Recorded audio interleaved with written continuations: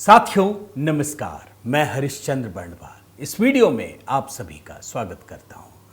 दोस्तों, देश के मौजूदा chief justice of India B R. Gavai वो लगातार एक के बाद एक बाउंसर्स पर छक्के जड़ रहे हैं और ये जो छक्के मार रहे हैं ना, वो बॉल जो है वो आसपास नहीं गिर रहा बल्कि स्टेडियम के भी पार जा रहा है। और उनके छक्के पर दोस्तों, वो जिस तरीके से बाउंसर पर छक्के जड़ रहे हैं, यकीन मानिए कांग्रेसियों को नींद नहीं आएगी। बी.आर. गवई साहब जो काम कर रहे हैं दोस्तों, जिस तरीके से उन्होंने अपनी बात रखी है, वो वास्तव में देखिए तो आजाद भारत के इतिहास में एक बहुत बड़ा स्टेटमेंट है। जानते तो सब कोई है, लेकिन कहता कोई नहीं है। किसी ने इससे पहले हिम्मत नहीं दिखाई। जो बात chief justice of India Gavai साहब कह रहे हैं दोस्तों, और यकीन मानिए जो काम इस समय राहुल गांधी और कांग्रेस पार्टी कर रही है, उनके लिए एक बहुत बड़ा सबक है। जो काम राहुल गांधी मोदी सरकार के खिलाफ एक फ्रॉड के तरीके से कर रही है, उसका यह करारा जवाब है। बुरी तरह फंस गए। और आज का वीडियो जरूर देखिएगा। मैं यकीन मानिए दोस्तों, अभी पिछले कई घंटों से मैं देख रहा था कि शायद किसी मेन स्ट्रीम मीडिया के बड़े चैनल में यह वीडियो दिखेगा। बिल्कुल ताजा तरीन आपको दिखा रहा हूं, कहीं नहीं दिख रहा। Chief justice of India Gavai साहब ने इतनी बड़ी बात कह दी, देश के पहले प्रधानमंत्री जवाहरलाल नेहरू को लेकर, इंदिरा गांधी को लेकर। वास्तव में देखिए तो इस पर डिबेट होनी चाहिए, घंटों के प्रोग्राम होने चाहिए, वो सारे काले चिट्ठे निकाल कर दिखाना चाहिए। कहीं नहीं हो रहा। और इसीलिए मुझे लगता है कि हम जैसे चैनलों का होना कितना जरूरी है। मैं तो बल्कि सोशल मीडिया में भी देख रहा था, मिला नहीं जो मैं अभी आपको दिखाने जा रहा हूं। और टू विंडो में भी कुछ चीजें दिखाऊंगा दोस्तों, आपको सब कुछ समझ में आएगा कि किस तरीके से सीजेआई गवई साहब ने सीधे नेहरू और इंदिरा गांधी के काले चिट्ठे उजागर कर दिए। मैं निवेदन करता हूं दोस्तों, एक महत्वपूर्ण विषय जब आपके सामने रखने जा रहा हूं, आप कमेंट के साथ जुड़िएगा, अपनी बात रखिएगा और बताइएगा कि सीजेआई गवई साहब ने जो कहा है उससे आप कितने सहमत हैं। मैं निवेदन करता हूं दोस्तों कि इस वीडियो पर कमेंट के साथ साथ एचबी मेलोडी, जहां आज तो वैसे भी 4 जून ही है और 4 जून को नतीजों का ऐलान हुआ था, ये एक बड़ा शानदार मौका है दोस्तों। तो इस मौके पर मैंने एक नया गीत, जब तक सूरज चांद रहेगा मोदी तेरा नाम रहेगा, एचबी मेलोडी पर आज ही के दिन के लिए है ये विशेष। तो ज़रूर देखिएगा, एक बार फिर से देखिएगा अगर देख लिया आपने, और बाकी लोगों तक भी पहुंचाइएगा। पिछले साल इसी दिन 4 जून के दिल्ली अहिया एक गीत भी किया था दोस्तों, वो भी देखिएगा। आइए शुरुआत करते हैं टू विंडो से दोस्तों। आप देखिए इस टू विंडो को बड़े गौर से, दोनों अखबार की कटिंग है। एक में क्या लिखा है, राहुल गांधी ब्रिटेन में जाकर के जुडिशरी पर हमला करते हैं कि भारतीय जनता पार्टी सरकार, मोदी सरकार के समय जुडिशरी सुरक्षित नहीं है। वो सबकी बात कह रहे हैं, judiciary, EC, RBI being torn apart under BJP government. मतलब मोदी सरकार के अंडर में जुडिशरी, ईसी, आरबीआई कुछ सुरक्षित नहीं है, सब खत्म हो रहा है, सब फाड़ फूड़ के फेंक दे रहे हैं। जुडिशरी पर हमला कर रहे हैं। ये कह रहे हैं कि जुडिशरी को मोदी सरकार ने एकदम दबा दिया है, कुचल दिया। ऐसा था क्या? अब उसी ब्रिटेन में जा करके एक कार्यक्रम में chief justice of India B R. Gavai ने कांग्रेस की दुखती रग पर हाथ रख दी और सीधे नाम लेकर नेहरू और इंदिरा गांधी को, किस तरीके से राहुल गांधी की दादी और परनाना ने जुडिशरी के साथ खिलवाड़ किया था। ये टू विंडो दिखा रहा हूं आपको। राहुल गांधी मोदी सरकार पर इल्जाम लगाते हैं और चीफ जस्टिस गवई साहब ये बता रहे हैं कि अरे मोदी सरकार ने क्या किया उन तो कुछ बयान नहीं है, लेकिन तुम्हारी दादी और तुम्हारे परनाना ने क्या किया ये देख लो। ये है टू विंडो। एक और टू विंडो दिखाता हूं दोस्तों। ये खबर बहुत बड़ी है, लेकिन इंटरेस्टिंग बनाने के लिए मैं आपको टू विंडो दिखा रहा हूं। मोदी सरकार पर लगातार आक्षेप करते करते ये लोग जुडिशरी पर कूद पड़ते हैं। मैं एक साथ 4 बयान दिखा रहा हूं। एक में 4 बयान है राहुल गांधी, अशोक गहलोत, उदित राज, सलमान खुर्शीद। ये सीधे सीधे जुडिशरी पर हमला कर रहे हैं। और दूसरी तरफ chief justice of India Gavai साहब का बयान है। वो कह रहे हैं कि मनमानी तो नेहरू ने की थी, जजों का स्वतंत्र रहना जरूरी है। एक बार बयान सुनाता हूं टू विंडो, इसके बाद खबर दिखाऊंगा दोस्तों, जरा सुनिए। 15 years of judges who have been placed into the judiciary because they support one political party. Judiciary के अंदर इतना भयंकर करप्शन है, कई वकील लोग तो मैंने सुना है लिख के ले आते हैं जजमेंट, और जजमेंट हो जाता है। क्या हो रहा है जुडिशरी के अंदर? ये तो बिना सबूत के केस लाद देते हैं, जेल भेज देते हैं। सुप्रीम कोर्ट के भी जो जजेस हैं वो भी हम जैसे लोग हैं, वकील हैं, वकीलों से वो जज बने हैं, तो वो भी गलती कर सकते हैं। देख रहे हैं दोस्तों, मैंने इसीलिए 2 टू विंडो दिखा दिया। ब्रिटेन में जाकर जुडिशरी पर हमला कर रहे हैं, ब्रिटेन में ही उनका बयान आया। ये कह रहे हैं कि मोदी सरकार कुचल रही। अरे नेहरू तुम्हारे परनाना ने किया भाई। अब खबर क्या है ये आप समझिए दोस्तों। खबर ये है कि ब्रिटेन के सर्वोच्च न्यायालय में एक गोलमेज सम्मेलन का आयोजन किया गया था। इसका विषय था न्यायिक वैधता और जनता का विश्वास बनाए रखना। और इसी में chief justice of India Gavai साहब पहुंचे थे। उन्होंने बड़ी टिप्पणी की और उन्होंने कहा कि जब तक जजों की नियुक्ति में अंतिम फैसले का अधिकार सरकार के पास था, तब 2 बार सीनियर जजों को नजरअंदाज कर चीफ जस्टिस नियुक्त किए गए। और उन्होंने सीधे सीधे नेहरू और इंदिरा का नाम लिया।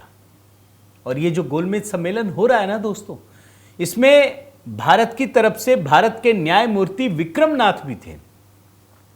इंग्लैंड और वेल्स की लेडी चीफ जस्टिस बैरोनेस कैर और यूके सुप्रीम कोर्ट के जज जॉर्ज लेगाट भी शामिल थे। अब आप सुनिए मुख्य न्यायाधीश ने क्या कहा। Chief justice of India BR Gavai साहब ने, मैं कोट अनकोट में पढ़कर सुनाता हूं, बड़े गौर से सुनिएगा दोस्तों। जुडिशरी को लेकर इस समय पूरा देश बहुत सजग है, सुनता है, समझता है। और ये जो राहुल गांधी बार बार जुडिशरी को लेकर PM मोदी पर आक्षेप लगाते हैं ना, उसकी असलियत क्या है ये समझने का प्रयास कीजिए। मैं कोट अनकोट में पढ़ रहा हूं दोस्तों। Chief justice of India BR Gavai साहब ने क्या कहा है, सुनिए। भारत में विवाद का एक मुख्य मुद्दा यह रहा है कि न्यायिक नियुक्तियों में प्राथमिकता किसकी है। 1993 तक सर्वोच्च न्यायालय और उच्च न्यायालयों में न्यायाधीशों की नियुक्ति में अंतिम निर्णय कार्यपालिका का होता था। इस अवधि के दौरान कार्यपालिका ने 2 बार भारत के मुख्य न्यायाधीश की नियुक्ति में वरिष्ठतम न्यायाधीशों को दरकिनार कर दिया, जो स्थापित परंपरा के विरुद्ध था। अब वो बताते हैं कि कब कब किया गया। मैं BR गवई कोट अनकोट में पढ़ रहा हूं दोस्तों। जिन जजों को नजरअंदाज किया गया वे थे जस्टिस सैयद जफर इमाम और जस्टिस हंसराज खन्ना। साल 1964 में जस्टिस इमाम को स्वास्थ्य कारणों से चीफ जस्टिस नहीं बनाया गया। जवाहरलाल नेहरू की सरकार ने जस्टिस PB गजेंद्रकर को प्रमोट कर चीफ जस्टिस नियुक्त किया।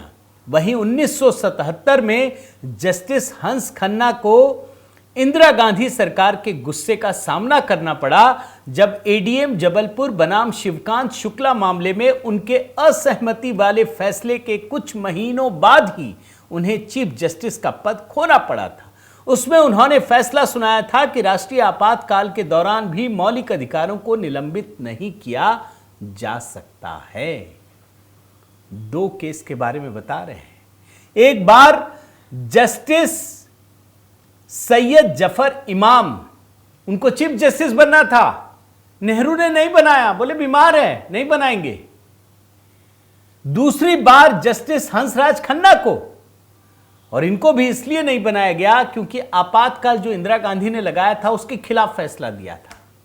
कि इसमें मौलिक अधिकार निलंबित नहीं हो सकता। इंदिरा गांधी को गुस्सा आ गया, बोले अरे हम फैसला करेंगे, तुम कौन होते हो भाई। अभी तो मैं आपको बयान भी सुनाऊंगा इंदिरा गांधी का। अब आप सोचिए, अरे लोकतंत्र के खिलाफ काम कौन कर रहा था? ये नेहरू कर रहे थे, तानाशाह थे। अगर सही मायने में अगर जुडिशरी के एंगल से देखिए तो मोदी जी को बोल रहे हैं। मैं आपको बयान सुनाता हूं दोस्तों राहुल गांधी का।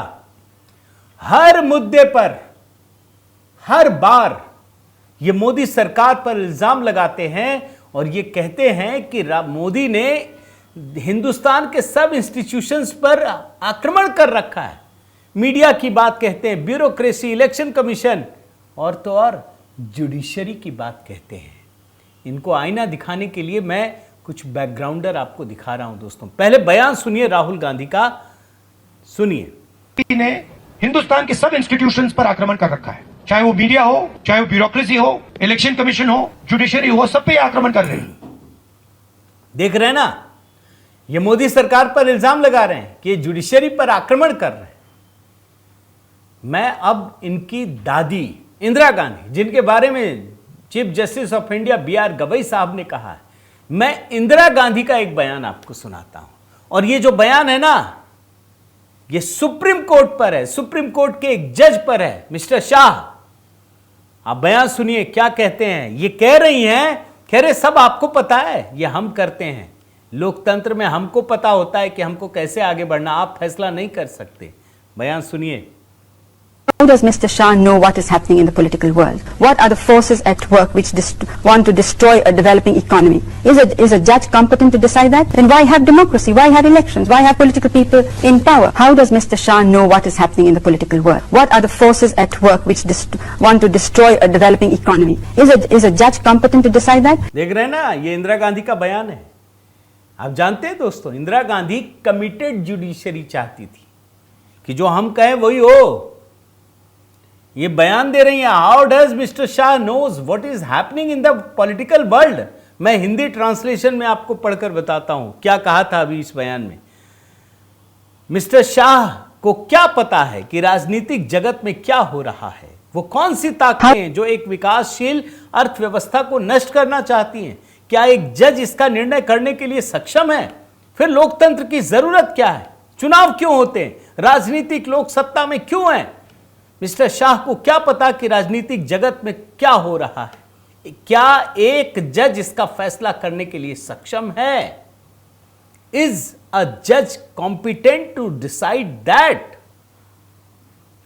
सीधे सीधे एक प्रधानमंत्री जो राहुल गांधी की दादी भी है, पूरे के पूरे जुडिशरी पर सवाल खड़ा कर रही है। यह हकीकत है। और राहुल गांधी कहते हैं कि मोदी जी कर रहे हैं।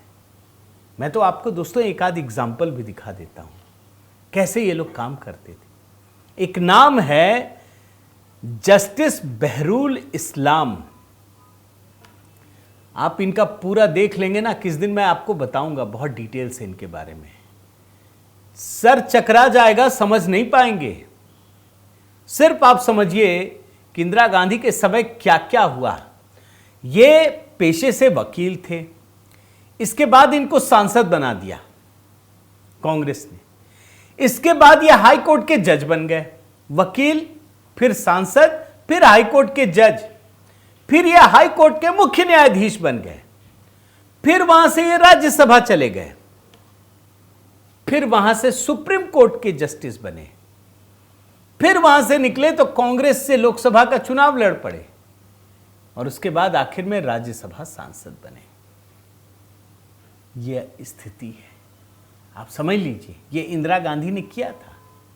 और इंदिरा गांधी के समय एक और जज के बारे में आपको बताता हूं, जस्टिस रे। 1973 में दोस्तों 3 सीनियर जजों को दरकिनार कर CJI बना दिए गए थे जस्टिस रे।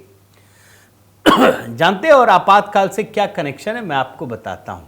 ये आपको इसलिए मैं दिखा रहा हूं दोस्तों ताकि आपको ये समझ में आ जाए कि किस तरीके से इंदिरा गांधी ने पूरे जुडिशरी सिस्टम का तहस नहस कर दिया था। 3 सीनियर जजों जिनका नाम है justice Jaishankar, Manilal Shelat, KS Hegde, AN Grover, इनकी अनदेखी करके जो चौथे नंबर के जज थे उनको सुप्रीम कोर्ट का चीफ जस्टिस ऑफ इंडिया बना दिया था। और यह मामला दोस्तों केशवानंद भारती के बाद का है। आपको मैं बताता हूं, केशवानंद भारती मामले में 13 जजों की संविधान पीठ ने फैसला दिया था कि संसद संविधान के मूल ढांचे में बदलाव या हस्तक्षेप नहीं कर सकती। 7 जज, 6 जजों के बीच विभाजन था। 6 कह रहे थे कि नहीं, संसद संविधान के मूल ढांचे पर बदलाव नहीं कर सकती। 6 जज कह रहे थे कि नहीं, कर सकती है। चीफ जस्टिस ऑफ इंडिया जो है वो बेसिक स्ट्रक्चर के साथ खड़े हो गए, तो 7-6 के जज से ये हो गया। इसमें जस्टिस रे एक ऐसे जज थे दोस्तों जिन्होंने ये विरोध किया था। इंदिरा गांधी को समझ में आ गया कि भैया ये तो हमारे लिए बड़ा झटका है, तो उन्होंने कई जस्टिस को दरकिनार कर, सीनियरिटी के क्रम में जो थे, जस्टिस रे को चीफ जस्टिस ऑफ इंडिया बना दिया था और बाकी जजों को इस्तीफा देना पड़ा था। ये कहानी है और जिसके बारे में chief justice of India BR Gavai साहब बता रहे हैं। यह हकीकत है, यही इतिहास है, इसको कोई बदल नहीं सकता।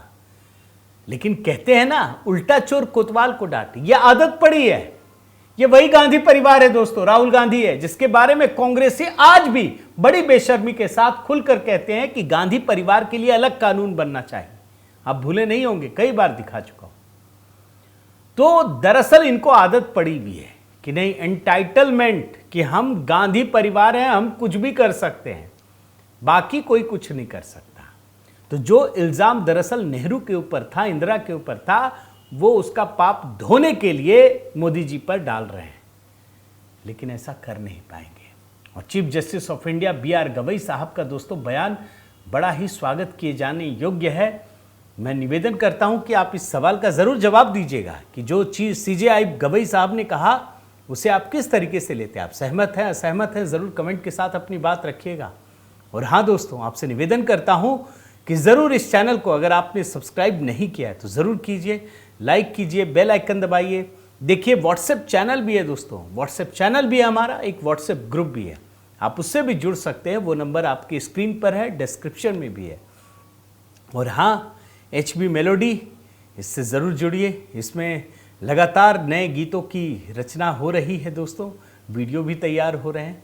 कल या परसों में एक नया गीत राष्ट्रीय स्वयंसेवक संघ पर मैंने खुद लिखा है दोस्तों, खुद गाया है, और मैं उम्मीद करता हूं कि आपको पसंद भी आएगा। RSS के 100 साल पूरे हो रहे हैं, उसी उपलक्ष्य में ये गीत तैयार किया है। मैं निवेदन करूंगा, ज़रूर बने रहिए, जुड़े रहिए। बहुत बहुत धन्यवाद। जय सिया राम।